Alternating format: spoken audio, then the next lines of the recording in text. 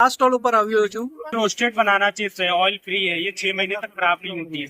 हमारे पास अलग अलग फ्लेवर है, जैसे हमारे पास सिंपल हो गया, मैरी ब्लैक पेपर हो गया, टमाटो फ्लेवर है और मिंट फ्लेवर है। ऐसे करेला और कटहल जैसे जैक फ्रूट जैसे भी हमारे पास और बहुत सारे बनाना चिप्स हैं जो एयर रोस्टेड होते हैं और ऑयल फ्री होते हैं। ऑयल फ्री होते हैं और एयर रोस्टेड होते हैं। और प्राइस क्या होगी? अभी ये यहाँ पे हम ऑफर दे रहे हैं 200 का एक दे रहे हैं, 500 का बॉक्स दे रहे हैं और ये 6 महीने तक खराब भी नहीं होते हैं। ओके। और ये कौन सा वाला? ये करेले का चिप्स, करेला का चिप्स। ओके, वो भी सेम प्राइस? हाँ सेम प्राइस है, आप फोल्ड करके ले सकते हैं सारे मिक्स करके। 500 में 30 fry, only air fry. Schezwan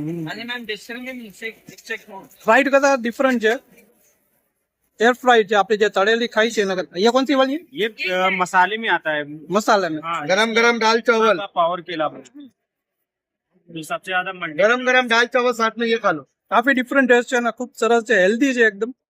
It up, that's me.